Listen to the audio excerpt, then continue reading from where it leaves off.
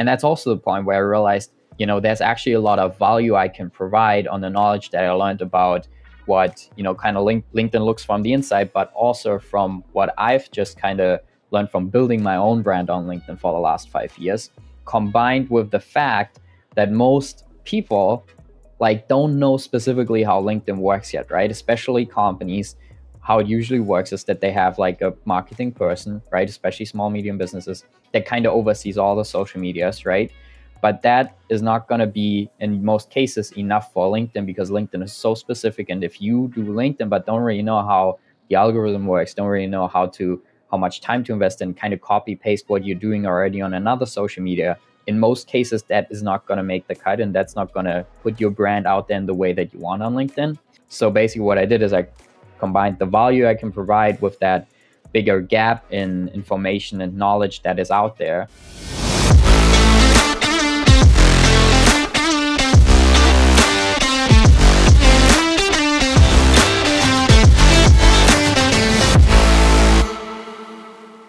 Well, Skylar, welcome to my podcast. I'm very happy you could make it. Do you want to start by introducing yourself?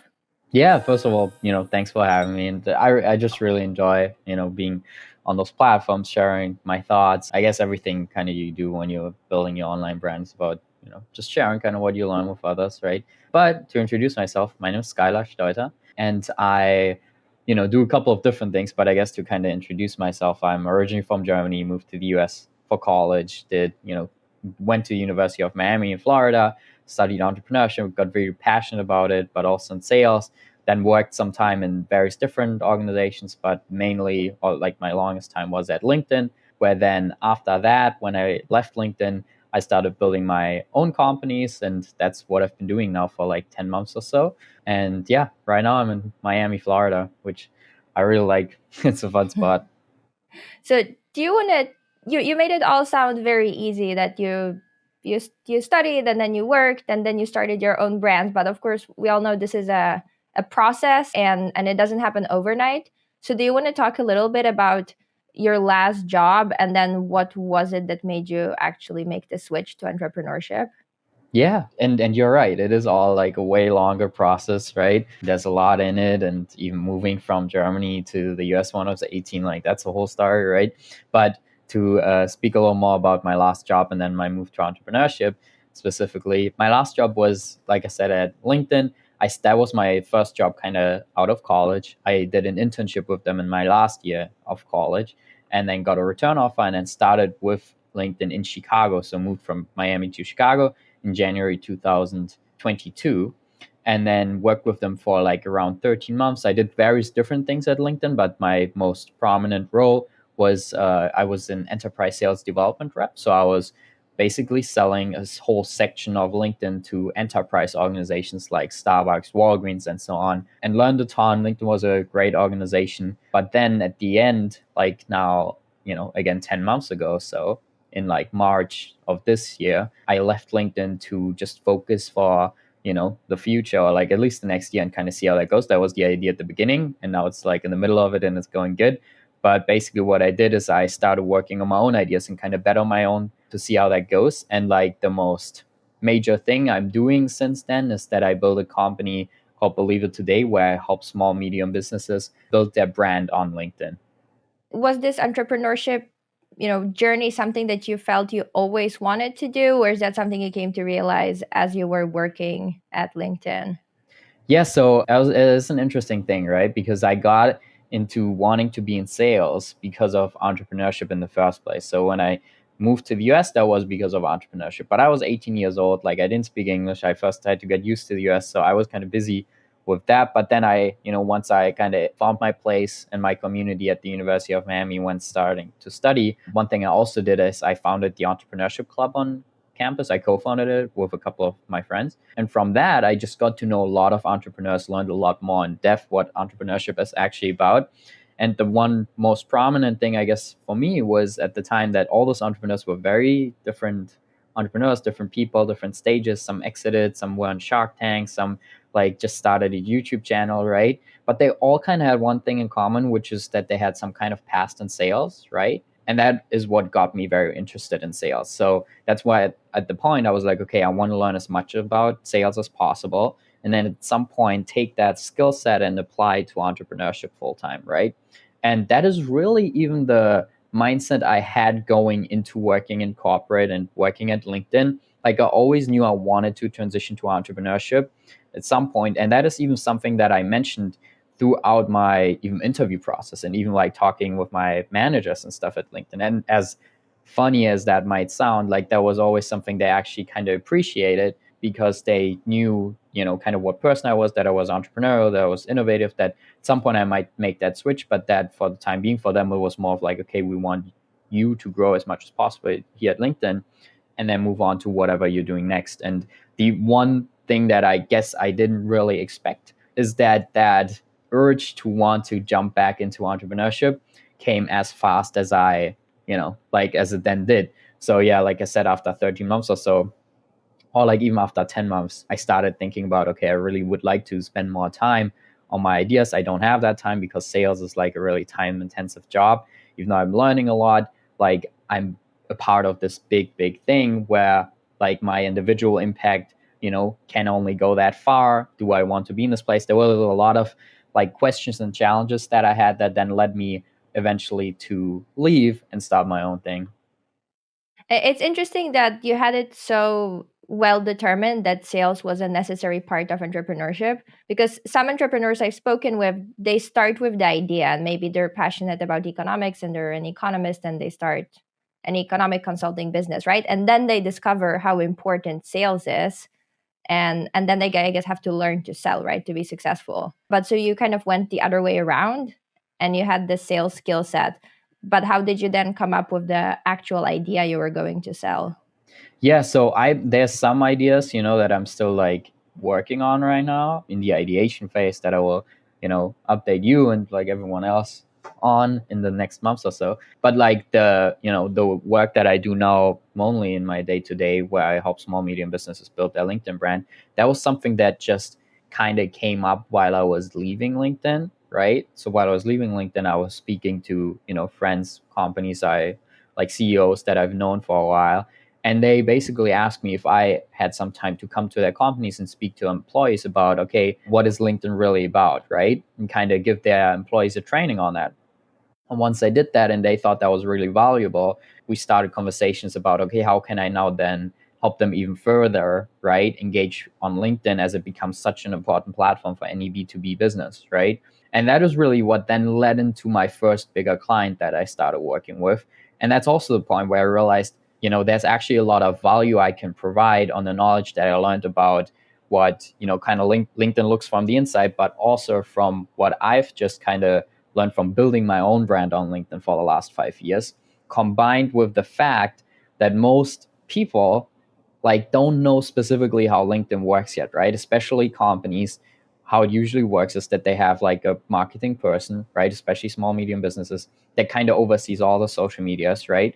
But that is not going to be in most cases enough for LinkedIn because LinkedIn is so specific. And if you do LinkedIn but don't really know how the algorithm works, don't really know how much time to invest in, kind of copy paste what you're doing already on another social media, in most cases that is not going to make the cut and that's not going to put your brand out there in the way that you want on LinkedIn. So basically what I did is I combined the value I can provide with that bigger gap in information and knowledge that is out there, right, as an opportunity. And that's how I've been able to just first of all find, companies and clients that I work with, but also just have really successful relationships with those people because I can just bring in a good amount of value. Yeah. So I am extremely curious at this point. What is it that makes LinkedIn different from other social media? I mean, of course, we all know that LinkedIn is more, I guess, professional, more, I don't know, B2B, fewer pictures than Instagram. But what is it about how it works and how should brands think about using it? Yeah, so that answer would take us a long time to speak about, but that's like I guess that what the work I do with brands when I work with them. But like the big picture here is that if you think about LinkedIn, right? Or let's think about like your, for example, Instagram first or your TikTok. Like you might have your name on there, you might have like a little bio where you say like what you're passionate about, like traveling or food or whatever that might be, right? But that's about like it on the information that you share there publicly, right? Like besides obviously the content that you're pushing out. Now, if you think about your LinkedIn profile, like you put on way more data, right? You put on where maybe you went to high school, even where you went to college, what you studied, what your major was, what your GPA was, if you're currently open to work, right? Like you put your resume, you put all those data points out there, right? And that is really what differentiates LinkedIn in a big picture, is that LinkedIn is kind of the only platform that has so many data points from all those individuals, specific data points that they can now use, right, to have people either help them find certain individuals, right? So if I'm a recruiter, right, and I try to find a software engineer that is in Florida that speaks German and that was in retail for 3 years, right? You can use LinkedIn to filter by that and find that specific individual. That is stuff you cannot do on any other platform. And now, if you think of your company as a B2B company that wants to brand themselves, right? You can find your specific target audience on LinkedIn and cater towards them and build your brand around them, right? Whereby, and then again, it's like also like a difference, like kind of a view on an Instagram or TikTok compared to a view on LinkedIn, just because of the demographic of people on LinkedIn, right? People on LinkedIn are more likely to be a decision maker. People on LinkedIn have a certain also higher average income, all of those kind of data points, right? That can be valuable to you as a brand building on LinkedIn compared to on an Instagram, TikTok, and stuff where again you just don't have those data points. So even if you put your brand out there and stuff and target, you can't really do it in that way like you can do it on LinkedIn because of the data. So it sounds like you can have a much better understanding of, so suppose as a brand you start and you have some understanding that my product I think is for audience X, but then if you go on Instagram you're kind of, throwing darts into the void where you just put something out and you don't know exactly who sees it and you can see how successful it is, but that's really the only feedback you get, right? But on LinkedIn you can be much more specific about who you think your customers are and then tailor the message and then get better feedback, right? Because you can see who is it that likes it or doesn't like it, and then you can go and see, okay, well, these are, I don't know, all the people who are engineers like my stuff, right? And that's a more valuable signal. Is that kind of a good summary? Yes, no, yeah, no, I think so. And then it's like, even thinking about, okay, now you create your community on LinkedIn, you have a brand on LinkedIn, you put out a message, and then let's say your company that sells a certain thing that where okay, if I speak to a company, the one person that I need to kind of get on my board at that company to sell them my product or service to is like, I don't know, the CMO, right? Or the director of marketing, right? Because your product is like for marketing, like that is something that you can then figure out. Like you can go in a company on LinkedIn and you can pretty easily, very fast, like figure out who's the CMO, who's the director of marketing, who's involved, right? So that's another whole piece of LinkedIn that then you can utilize, right, to specifically target, that individual, reach out to them, build a relationship with them, right? So when a brand works on LinkedIn, how should they think about general following where people just click follow and the number goes up and I'm sure that looks nice, versus this kind of very targeted outreach? Because to your point, right, in the end if they want to sell to a specific company, there's a specific person who needs to approve that. And I'm sure maybe having a great following sometimes helps, but often it probably doesn't really. Yeah, following is an interesting thing on LinkedIn. So like it can be useful, but it also can kind of hurt you. And at the end of the day, it's kind of like it goes all back to on LinkedIn, you kind of get back what you put in, right? So if you are just out there just connecting with every person on LinkedIn, which you can totally do, and just send out all the connection requests and say connect, connect, connect, connect, connect, right?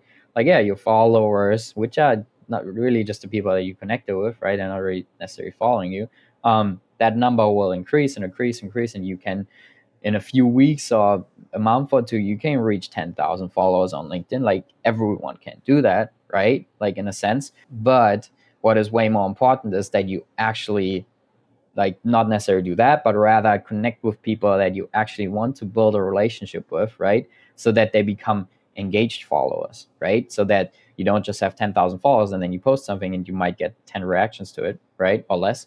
And I've seen that. That's like very true out there. But rather that you even have maybe 1,000 followers or so, but that a way higher percentage of them actually engage with you. So to summarize, it's really like you want to have engaged followers over just the number of followers, right? Right. That makes sense. And so, do you have a recommendation for people who want to build their brand on LinkedIn, how they should handle connection requests? Is it you only accept them if you think this is actually someone where you would want some sort of relationship, right? Whether it's an exchange of ideas that could potentially happen or a working relationship or something like that. Yeah, like you summarized it basically pretty much like do it genuine, authentic, like everything. I always tell people like as soon as you try to do any mass outreach stuff where you force it or what, like I don't think long term it's gonna be successful for you on LinkedIn, and it might even like hurt you because again, like even like let's say you have 10,000 followers, right, that are not engaged. Now it's very difficult, even if you put out the best content and stuff, right? Now it's really difficult for the LinkedIn algorithm and stuff, like to kind of reward you on that because it punishes you for the unengaged followers, right? It sees like, okay, that person has so many followers, right? But only a certain like a few engage with that. That's not good, right? So then it doesn't push out the content like further. That makes perfect sense. And I had never thought about it. And it's kind of a scary thought that maybe someone goes down the wrong path and then there really isn't an easy way back. Yeah, because then you kind of have to go in and like disconnect with like those people, and I, as far as I know, I don't think you can really do that like in any way besides doing that manually. But if you're at that point, it might be worth it. Like that's also the other thing. So, what are the kinds of content you can put out on LinkedIn, and what are some of the things to think about for each type of content? That's a difficult one, right? And that's one I like help a lot with because if you're a company and you're the CEO of company, especially if you're have employees already and stuff like that, right? A, you most likely don't have the time to think about, okay, what can we post, and then create the post and create the text and edit the pictures and stuff like that, right? And B, like you also might not have the knowledge on like, okay, how does LinkedIn really work, right? And even now if you and then something happens usually that is also not great, is where that person, the CEO, the that leader of that company, kind of outsources the work to someone in their company that is maybe like in marketing, that oversees all their social media. And then it goes back to like they might have time for it kind of, but they don't have that much time for it either because they do all the other things. And B, they still most likely don't have the knowledge on how does LinkedIn actually work, right, step by step, which is why I recommend any kind of company, especially if they're B2B on LinkedIn, there's a lot of things they can try by themselves, right, and like learn and those things, especially if you're maybe early on, right, and you're just starting a business. Like, yeah, just try things out, like try to educate yourself like online, right, like follow some kind of creators. I, for example, also speak a lot about on my profile how to actually be successful on LinkedIn, right? You can do that, but if you have the resources to get an outside person in there, and that doesn't have to be me, it can be me, right? But like my advice is kind of like get someone out there that is specifically knows how LinkedIn works, right? That's kind of specialized on it, and either have them educate you on it, how it works, and then like, or like maybe your director of marketing or something like that, educate them on how it works so they can do it, or have them do it for you, right? Because everything else, like you can do it, but it's going to take months and months and months before you kind of get to the point by learning it yourself that it actually works, that you know how the algorithm works. Like it's like I'm still learning every day, and I'm doing this since like 5 years, right? So to kind of skip that, I recommend people to get outside help with that, to get educated or have them do the work for them in a sense, but with them together always. That's also part, like it should never be like, okay, here you do my LinkedIn. It should always be like, let's do this together in some way, right? So when I work with clients, it's a very much like community, like I'm going to take a lot of work from them, right? But it's still always the priorities to share their voice, right, and their brand's voice in collaboration with the leadership, the director of marketing, the CEO, so that it makes sense for them, to their audience, and that it's not just me creating stuff all by my own. And so, is the primary way to learn how the LinkedIn algorithm works by doing things and seeing what happens, or is there you know, a book on LinkedIn algorithm A to Z, or where do you get that knowledge? Yeah, I mean, I bet there's a book, right? There's like so much stuff out there now. And that's a good question, because everything I even say today, right? Like, you just have to be careful about the information that is out there, because there is no public record really on like how the algorithm works, right?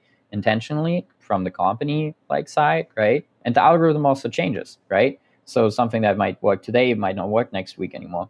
So the only way you can, or like, let's say like the stuff that I'm saying comes from what I've learned, right? Like along the years by posting like multiple times a week and seeing what works, what doesn't work, but also analyzing other people's posts, right? Like that's really what you can do. If you can do it by yourself, but you can also like analyze what's out there on like a larger scale, and then you can kind of make assumptions and like theses on like, okay, this is something that increases watch time of your post. This is something that like lets the algorithm push things out. Like a very simple example is, for example, like if you put a link in your post, like a website link to a different website in your LinkedIn post, LinkedIn will usually reduce the visibility of your post, because LinkedIn doesn't want you to leave LinkedIn's page, right? So that's like a very simple example of one thing that the algorithm does, right? But I'm saying this right now, could be that they change it tomorrow, right? So all I'm trying to say is like, yeah, you have to like kind of learn by doing it, but you can also do it by analyzing, what's out there. And if you ever speak to anyone that is helping you with that, that is also how they got their like information, right? So if you get someone external help, you're basically, what you're investing into is not having to do that work by yourself. Yeah. Right. And so you're obviously paying for accumulated, months and years of someone doing that kind of data analysis and drawing conclusions. So when you work with brands, what are the primary metrics you look for to see if the strategy is working? Like for example, when you talk to a brand and like, I'm going to help you with X on LinkedIn, is it increased click-through rate, followers, sales? Like where in the funnel do you look? Yeah, that's a difficult one. So there's two bigger sides to LinkedIn too. There's like the brand building. In my opinion, there's like the brand building, and then there's a whole sales focused side, right? So I work way much more on the brand building on LinkedIn. But what I tell people, like, so basically the brand building is like creating content, creating a brand, engaging with your community, like building a company page, your own profile page for the CEO and so on, right? The sales section is now a little different from that, because that goes more into sending direct messages using tools like Sales Navigator, which is a whole subsection of LinkedIn that is like a paid version of LinkedIn. So that's a little separate. But what I do say to people is like, you don't want to do just the sales without the brand building necessarily, because if you do the brand building first, now if you reach out to a person, you have a brand out there on LinkedIn, it's just something like kind of like a testimonial for yourselves, or evidence that the person that you're reaching out to can see, that they maybe even have already seen, already established that relationships in a sense with you.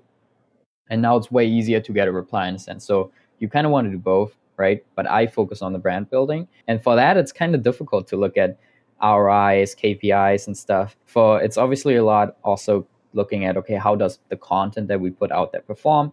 How many people view a company page? How many people view the CEO's profile page? How many views, engagement and so on does the content get?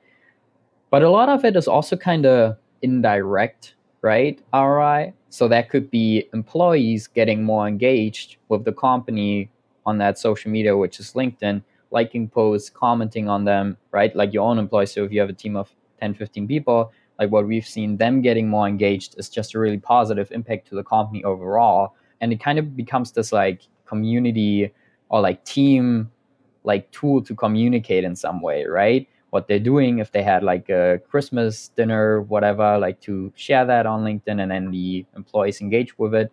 Or another side benefit they realized is that if you have a company, for example, that goes to a lot of trade shows and so on, right?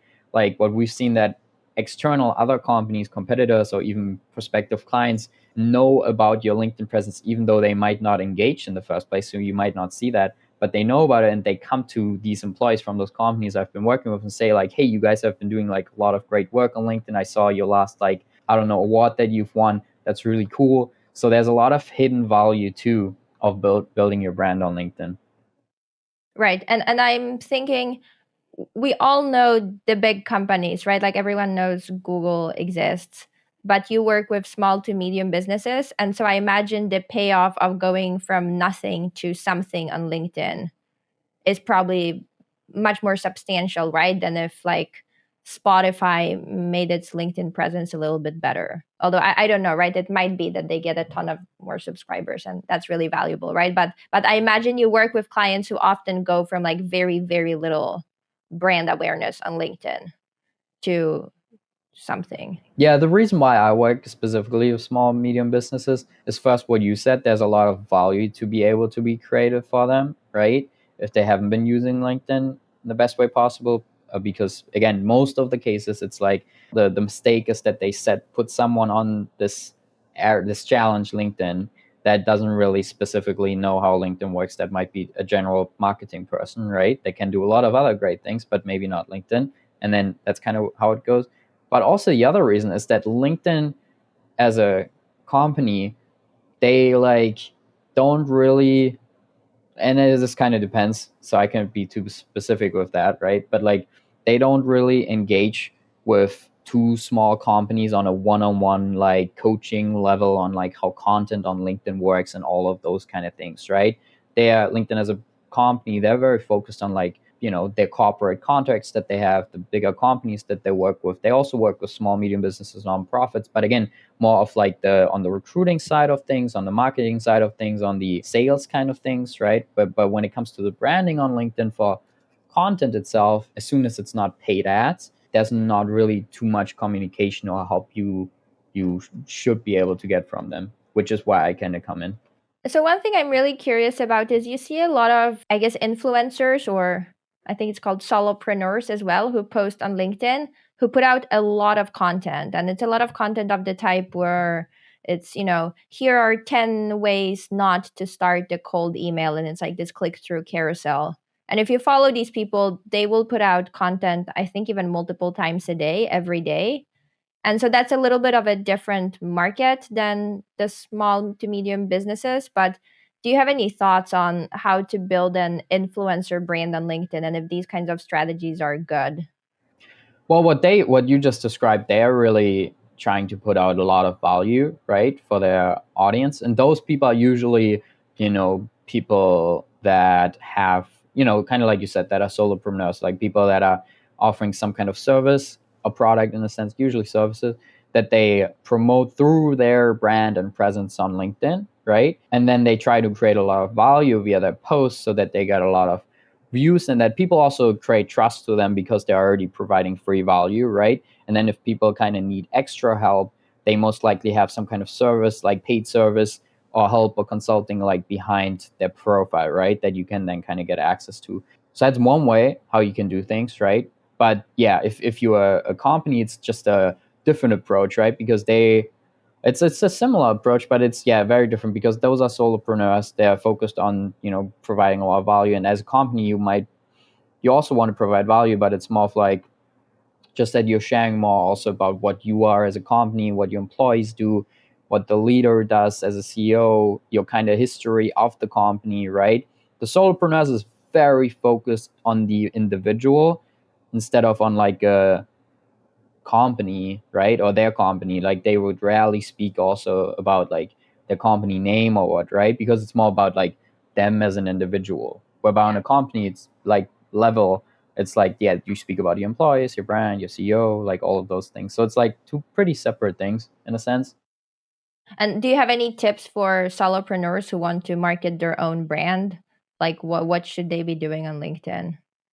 There's a lot out there. I think like the biggest thing is like just providing authentic, like being like A, being authentic, B, providing value, and C, engaging with your community. I think those are like the big three things. Let's segue back a little bit to the whole entrepreneurship journey, which I think almost gets lost a little bit and all of these details, right? And of course it's a journey in itself. Is there anything else you would want to share about your entrepreneurship journey or, you know, tips for aspiring entrepreneurs or anything like that? Yeah, I think like from kind of like if you're an aspiring entrepreneur and you're thinking of starting, right? Like most I feel like almost every entrepreneur told me that, and like now I'm kind of saying that to people too. It's like, and it sounds like simple and stuff, but it's not. But yeah, I think the best advice is really to just like start doing it, right?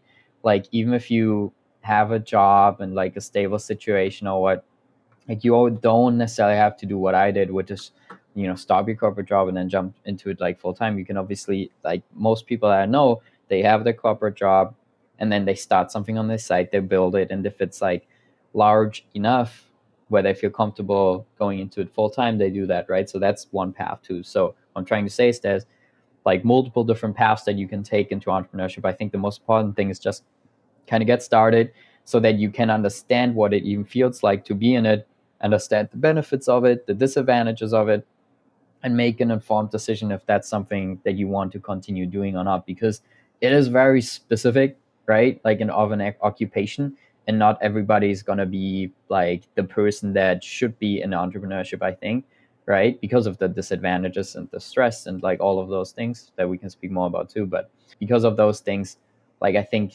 at least starting it, if you want to ever do it, like earlier than later, might be a good idea, so that you at least understand what it is like. And you might fail and go back to, doing your regular job for a while and then start again at some point later, but at least then you have an understanding of, like the situation that is a very different one than if you're employed. Yeah. So this is something that I've repeatedly heard from people who are entrepreneurs, that you can't be an entrepreneur in theory, right? Like you're either doing it or you're not doing it, even if it's part time or whatever. So, what are the advantages and disadvantages from your perspective? And were there any things that were unexpected about being an entrepreneur?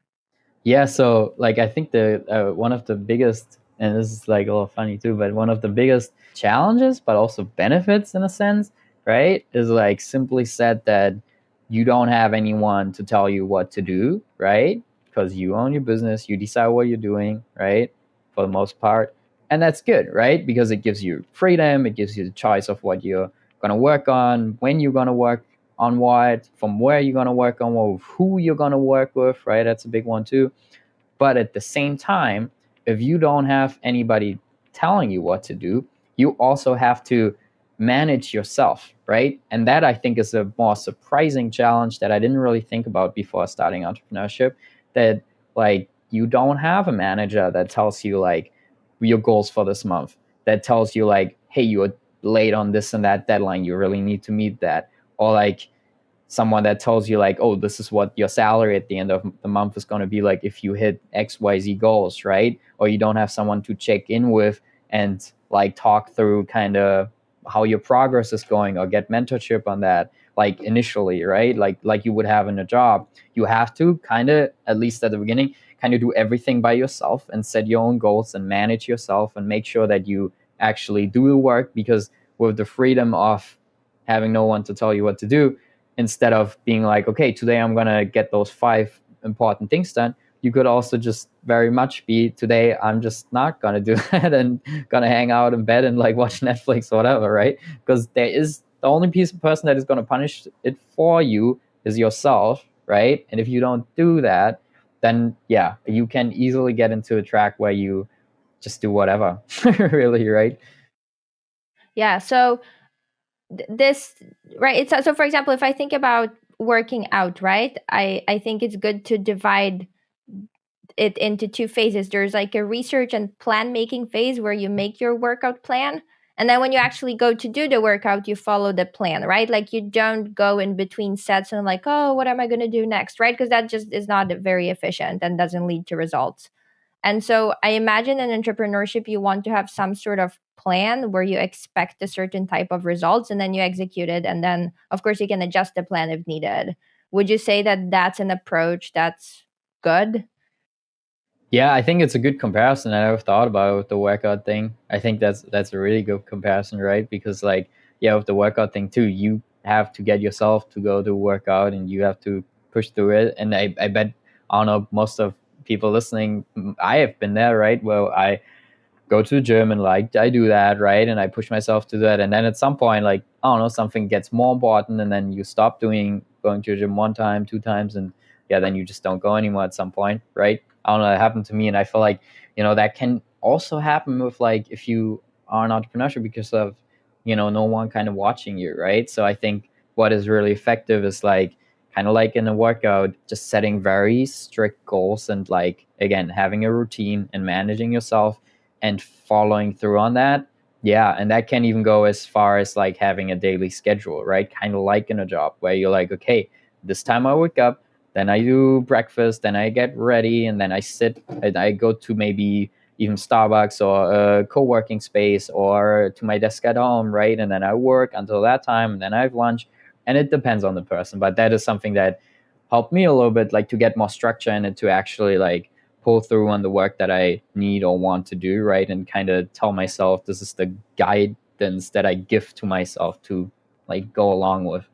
And so, how do you determine what the plan for your work is, right? Because suppose with workouts, right? I mean, there's a lot of science of working out there, and I think depending on your goals, you can fairly reasonably determine a course of action or hire a professional. But with entrepreneurship, right, because it's so individualized and there's no roadmap for how to be a successful entrepreneur with guaranteed results, how do you do that? That sounds like the hardest part to me. Yeah, no, it's hard. I'm still figuring it out.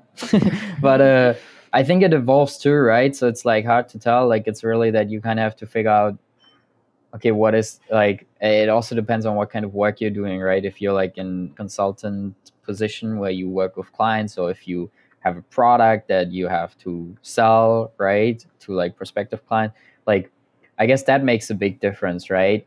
I think in general, if you want to like speak to it generally, I think it's kind of somewhere the best plan. I think it might be to think about the work that you have to do each week, approximate it, right?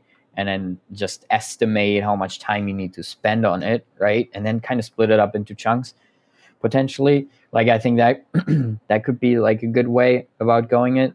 And then again though, like schedule it not like just in your calendar and then do everything free time and stuff around it, but rather like find a way how you can combine it. I don't know, that's what works for me, where I also pay attention to my free time and my time with family and friends and with my partner, to like see how I can incorporate that into something that like works for me. Because at the end of the day, entrepreneurship is also about giving you the flexibility to combine your life in a way that works best for you.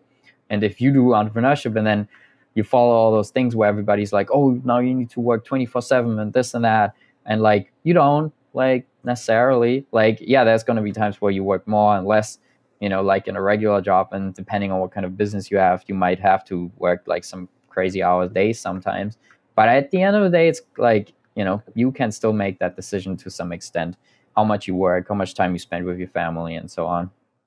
Right. Yeah. And I imagine that if you don't manage it, it could easily become a situation where you feel like you constantly have to work, right? Which is so I did a PhD, and I think during the PhD, a similar thing happens sometimes to some people where they constantly feel they should be working on something and they're not. And so you can't really relax, and it's obviously not good. Yeah, and especially if you are at all in this like whole social media thing and LinkedIn, I kind of still see that like working as a social media in a sense. Yeah, for me it's all that's hard too, because the content, the reactions, the like all of the stuff that's happening, it doesn't really stop. And especially I can kind of control that for my own things that I do on LinkedIn, but as soon as I work with clients on their brand, like it's difficult for me to just not at all look at it or engage with it in some kind of way, because I'm kind of also, they're dependent on me in a sense when they work with me, right? And I do keep a watch on that, even like on the weekends and stuff where I have to check things, right? That's not great, but that's also, again, that's why I said like it kind of depends on your business, and it's just more of the nature of what I'm in, right? Yeah. Yeah. Right. Since your work is tied to social media, and we all use social media, I guess, or most of us. Do you have any tips for, suppose there are students listening who are thinking about entrepreneurship and you founded this entrepreneurship club? Could you talk a little bit more about that? Like, what did it involve, and how could someone go about either finding or founding something similar? Yeah, I think in general, students, right, entrepreneurship or not, like, I think what I've seen, at least from my experience in college, is that like students have to, only a very small percentage of students actually uses all the resources that are at the university, right? And for you as a student, like the biggest thing that I would have always advise students when I work with them too is that and I mentor students and all of that stuff. I'm also a first generation college student, which is why like I'm passionate about that subject, to help those that kind of maybe not have the resources or the knowledge, or can ask their parents like, hey, how did that work in college? Like, I don't know, all of those things. And like what I tell them is like, if you can be like, try to be as proactive as possible, right?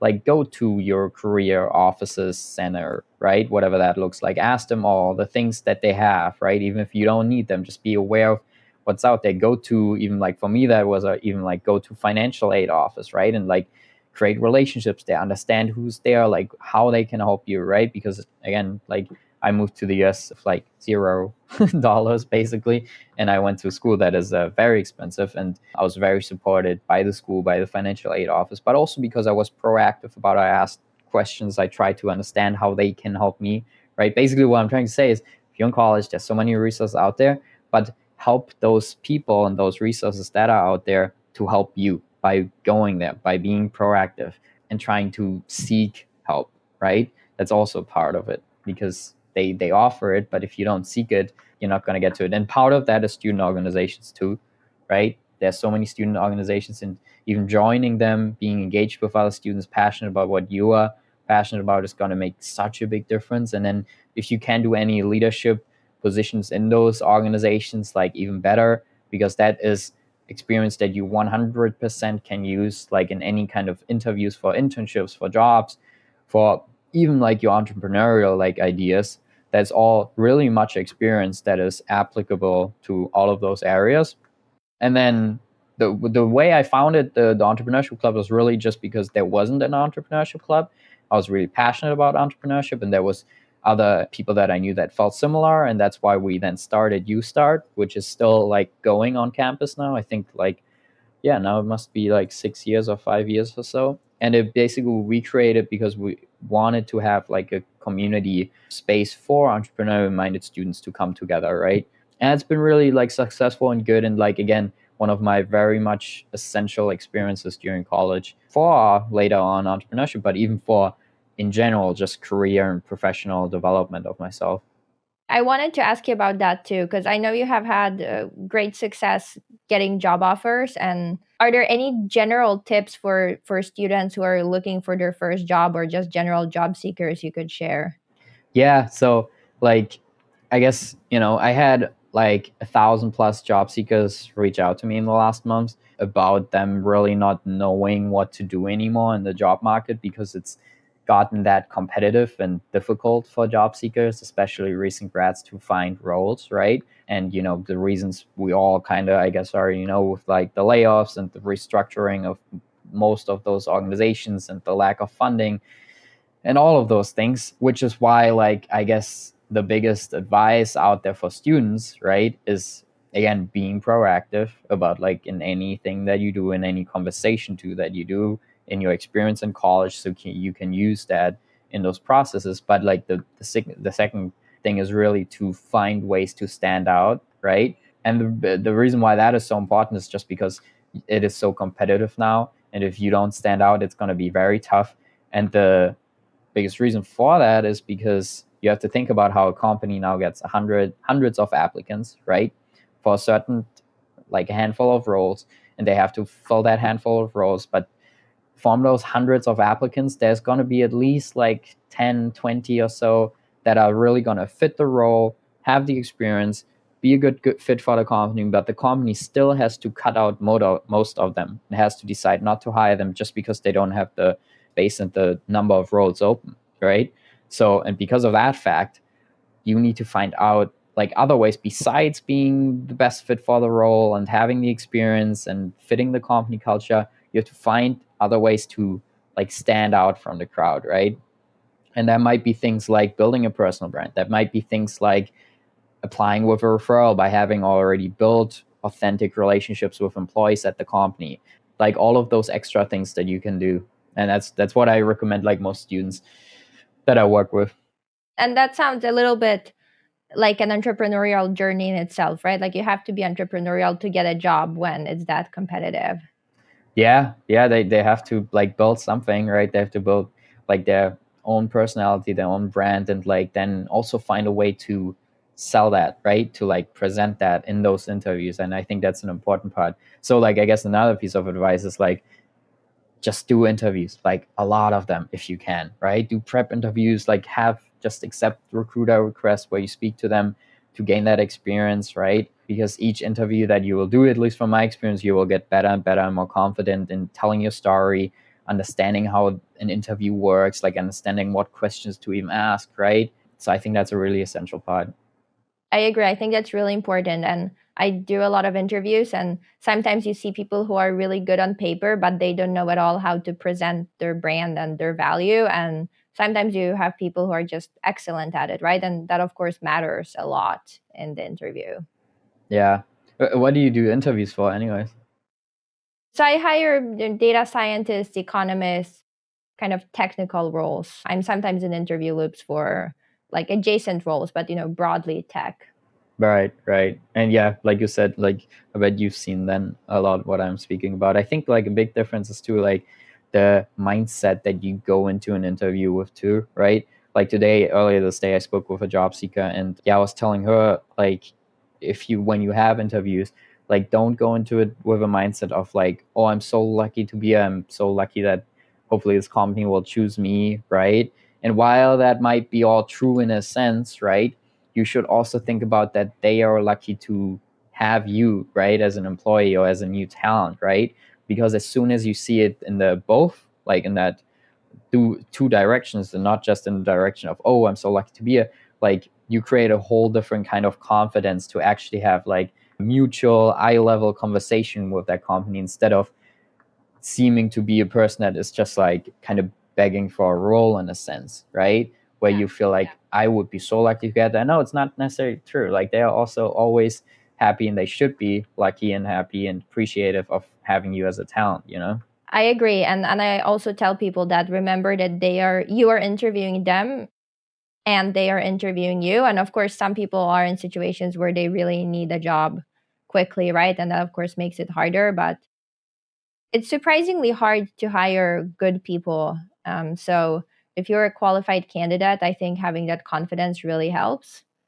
And and that, right, because if you have confidence, then you can present yourself in a totally different way, and that's super super helpful. Yep. Yeah, no, I agree. Is there anything else about the entrepreneurship journey you wanted to share, or did we already touch on everything? I think we touched a good amount. Yeah. No, I mean, there's always more stuff to speak There's about, I guess. always more, yeah. So I definitely, I think this has been super interesting. And we're going to put your contact info below. I guess as a last thing, if there's someone who's, a potential client for you out there listening, I guess, is there something you would want to tell them, or like who is your ideal client that, might want to reach out to you? Yeah, so I'm like, the biggest thing how I work with clients is like on the mutual kind of relationship that we build, how I even pick clients, right? But that always kind of happens after the first conversations, right? But basically, if you are like a small medium business, right, that is most specifically in like the B2B space, right, which kind of tells you that you should be on LinkedIn, right? Present and kind of prioritize LinkedIn as a like brand building social media platform, but you don't really know how LinkedIn works yet. You're trying to get better at it, or you might have like someone working on LinkedIn internally that though does a bunch of different things and is not specialized on LinkedIn, and you kind of want to even at least understand what the ins and outs of LinkedIn from a person that has worked there and also has, built their own brand on LinkedIn and really knows how LinkedIn specifically just as that one social media works, then yeah, I would be always happy to connect and share one or two things. And then, that always goes to either like another conversation or you just leave with it and have learned a lot, Yeah, yeah. Well, this is great. Thank you so much, Skylar.